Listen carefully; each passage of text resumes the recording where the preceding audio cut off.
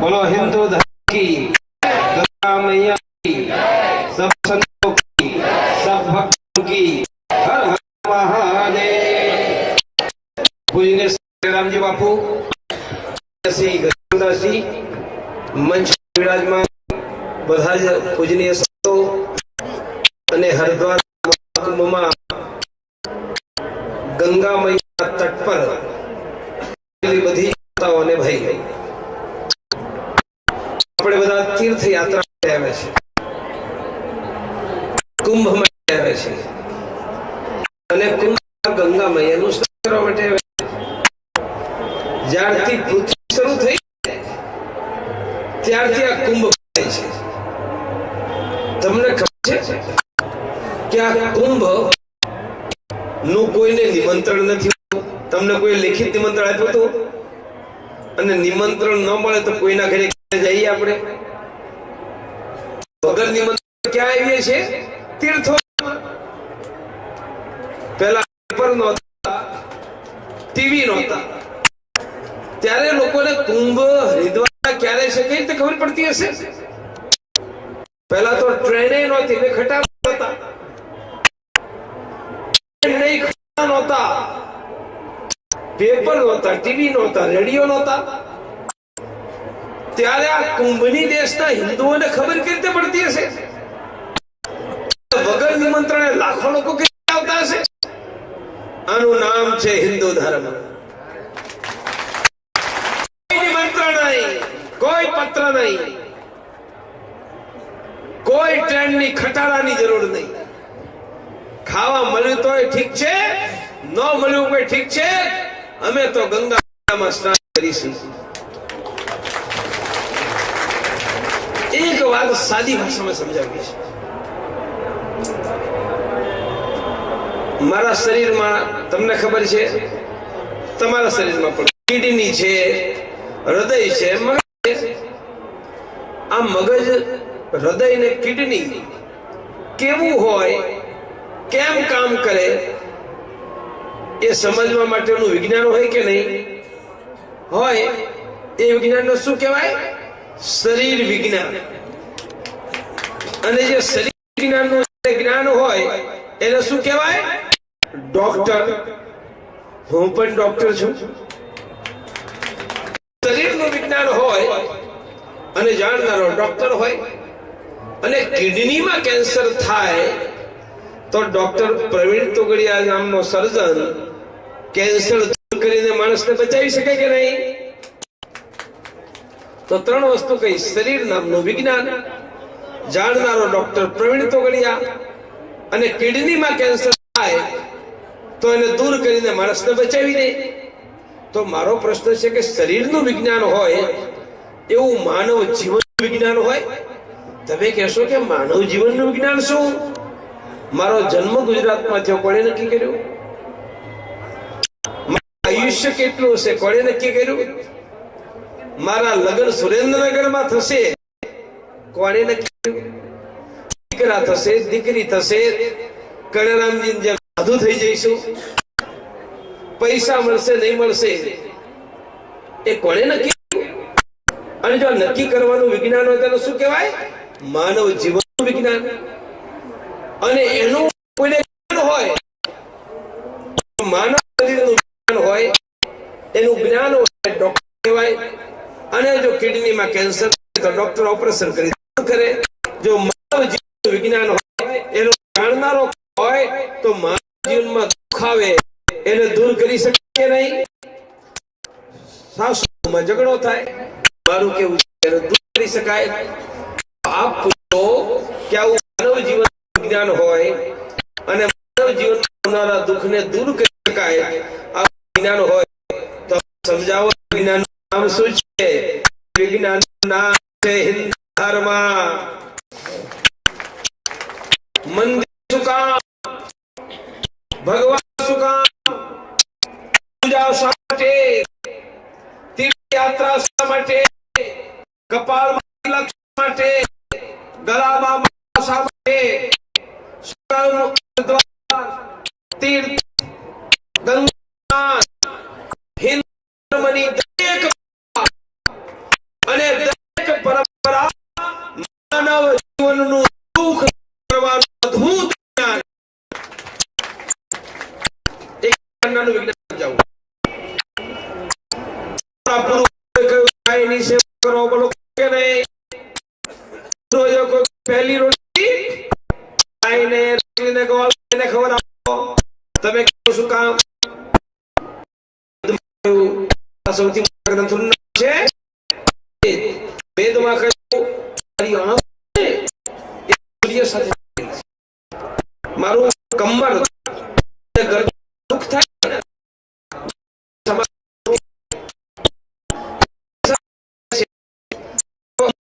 કમરમાં થાય એ કમર સાથે જોડાયેલું છે સૂર્ય સાથે, ગર્ભમાં થાય કોની સાથે જોડાયેલું સાથે, અને સાથે જોડાયેલી છે સાથે, અને ગાયની સેવા આ પૃથ્વી પર સૂર્યના પ્રતિનિધિના ગાય સૂર્ય કોની બને ઘઉંની, સૂર્યનો રસ એટલે રૂડી ગો તમે કહેશો કે ગાય સેવાથી થાય, ગાય સેવાથી આંખની પીઠ અને ગરદનનું દર્દ જોતે એટલા કહ્યું ગાયની સેવા કરો. બોલો ગાય ગાય છે કે આપણે છે? તો હિન્દુ ગાય છે કે મારા માટે છે? મારા માટે. આપણા ધર્મ કહ્યું કે પડ્યું કે નહીં? હું કહું શું કામ? બોલો બધાને પૈસા જોઈએ કે નહીં? કોઈના નહીં જોઈએ તો આરોગ્ય જોઈએ તો પૈસા જોઈએ કે નહીં? આરોગ્ય જોઈએ કે નહીં?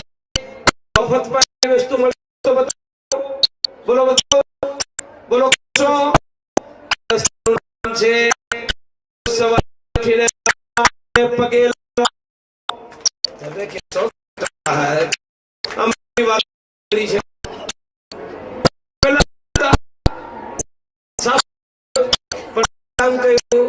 તમને સમજાવું છું. પૈસા અને આરોગ્ય કોણ આપે? તમને ખબર છે? ભગવાન પૈસા આપે, આરોગ્ય આપે લક્ષ્મી દેવી. પૃથ્વી પર લક્ષ્મીની પ્રતિનિધિ છે વૃદ્ધ મહિલા, અને આપણા ઘરમાં માને છોડીને વૃદ્ધ મહિલા છે. મા બાપ પર તપસ કરો, ધન અને આરોગ્ય હિન્દુઓએ કહ્યું મા બાપ પગે જન્મ એ આપણો હિન્દુ છે.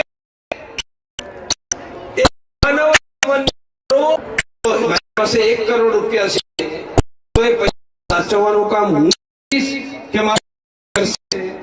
બોલો કોણ કરશે? મારા ઘરમાં 1 કરોડ છે, કોઈ લૂંટવા માટે આવે બોલો તમે તો શું કરીશું? બળીઓ લઈશું કે નહીં?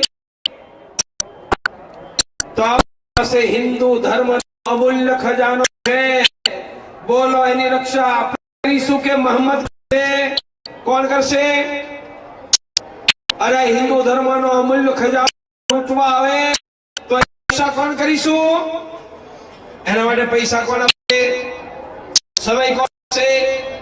અને ગાય અને ધર્મ મંદિરોની રક્ષા માટે લડતા મરવું પડે તો કોણ કરશે? આપણે.